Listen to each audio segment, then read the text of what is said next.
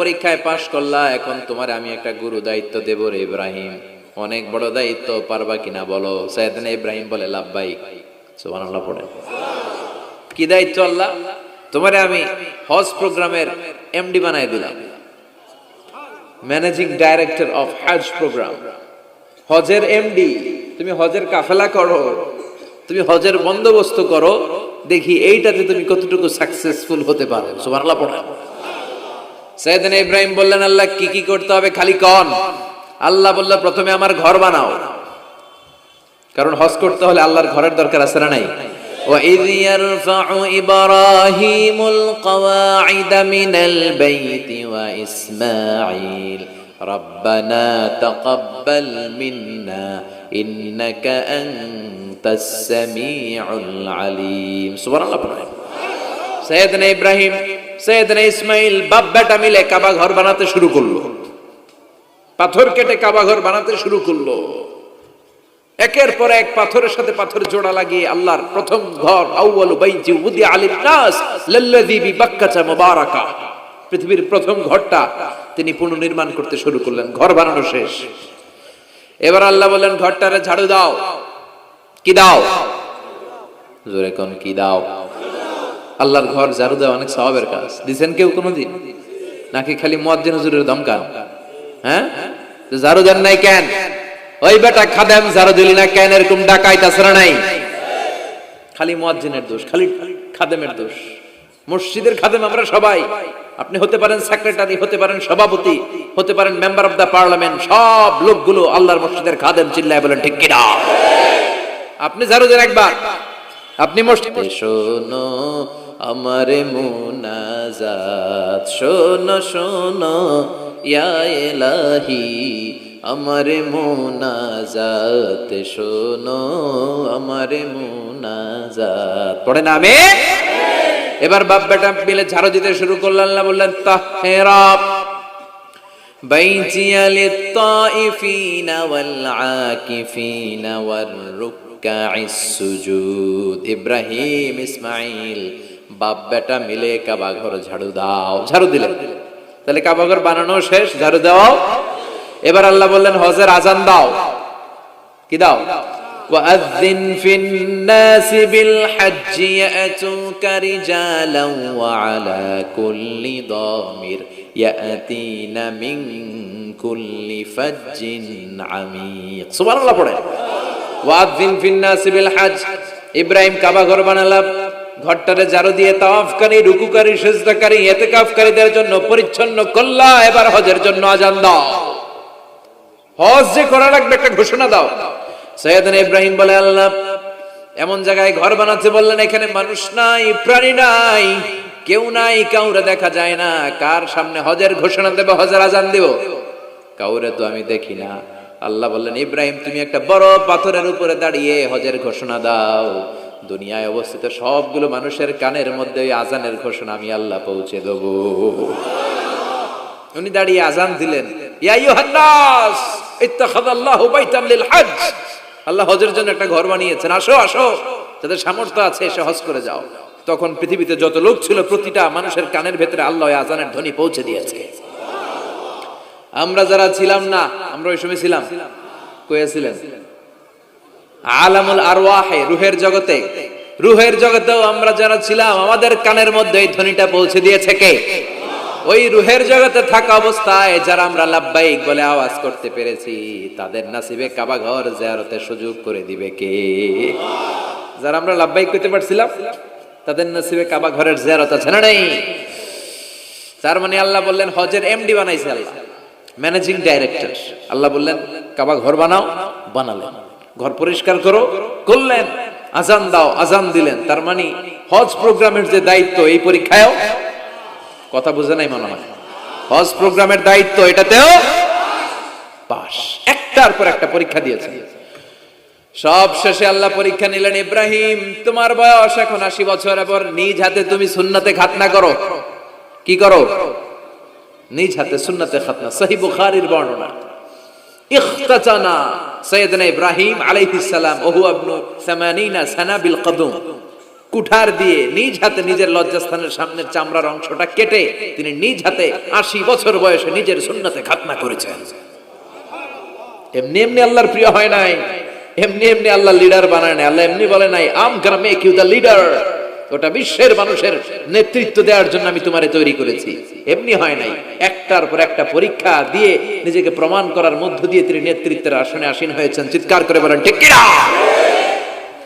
সে আল্লাহ ডেকে বললেন, গোলাম, এই ইব্রাহিমের জীবনে তোমাদের জন্য আমি আদর্শ রেখে দিয়েছি।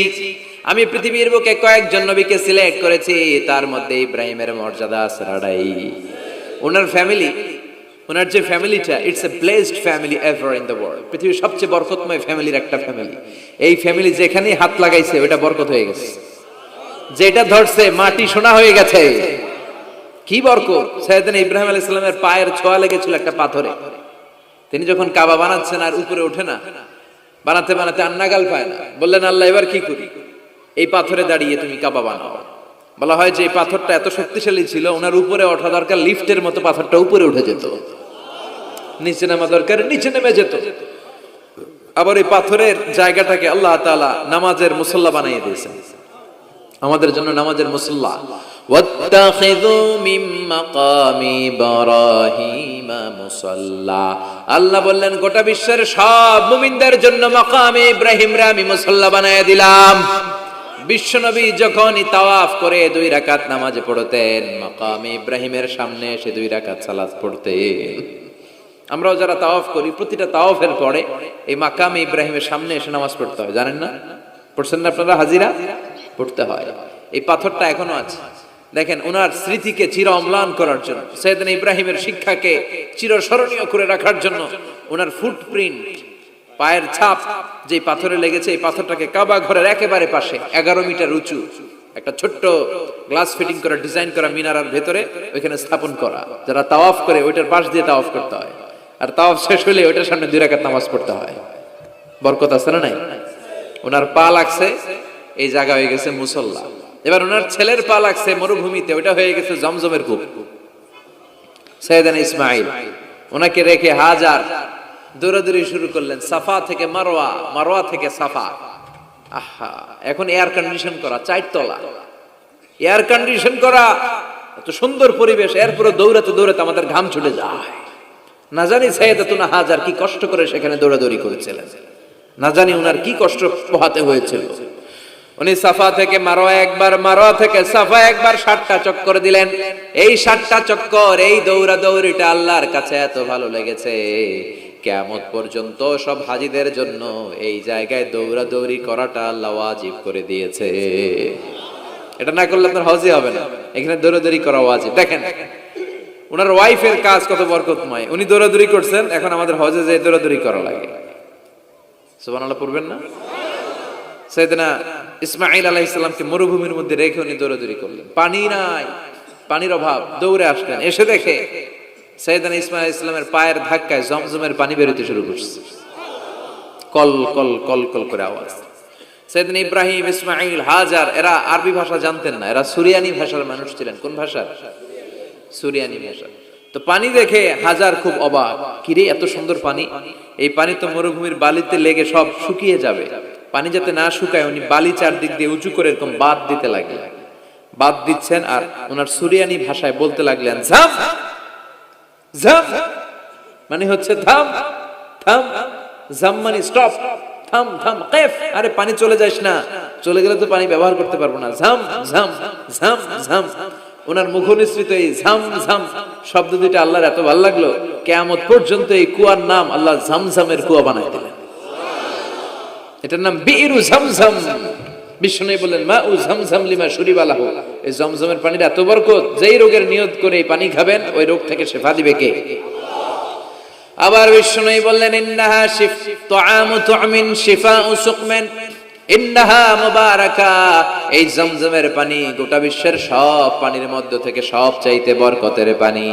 এই পানির মধ্যে রোগের জন্য চিকিৎসা আছে, মানুষের ক্ষুধা লাগলে এটার ভেতরে খাবারের উপাদান আছে। পৃথিবীর সব পানি শুধু তৃষ্ণা নিবারণ করে, শুধু জমজমের পানি তৃষ্ণাও নিবারণ করে, ক্ষুধাও নিবারণ করে। জাপানের কিছু জিওলজিস্ট ভূতত্ত্ববিদ গবেষণা করে পেয়েছে এই পানির মধ্যে ফুড সাপ্লিমেন্টারি আছে, মানে খাদ্যের পরিপূরক। কিছু না খাইয়ে এই পানি খাইলে ক্ষুধা নিবারণ হয়ে যায়। আবার বিশ্বনবীকে যখন সিনা চাক করা হবে, মেরাজ রজনীতে সাইয়েদনা জিব্রাইল বিশ্বনবীর গলা থেকে নাভি পর্যন্ত পুরোটা কেটে হৃদয়টা বের করে এই জামজামের পানি দিয়ে ধৌত করেছিলেন। তার মানে এই ফ্যামিলি যেইখানে হাত লাগাইছে ওইখানে বরকত আছে না নাই? যেখানে হাত ওইখানে বরকত। বাবা পা লাগাইছে মাকাম ইব্রাহিম, ছেলে পা লাগাইছে জামজামের কুয়া, হাজার দরদরি করেছে আস-সা'য়ু বাইনা সাফা ওয়াল মারওয়া হজের মধ্যে ওয়াজিব করে দিয়েছে কে? আবার আল্লাহ বললেন ওয়াজআলনা ফি যুররিয়াতিহিন নুবুওয়াতা ওয়াল কিতাব, আমি খুশি হয়ে এই ইব্রাহিমের বংশের মধ্যে নবুয়ত দিয়েছি, আবার কিতাবও দিয়েছি। সুবহানাল্লাহ বলেন।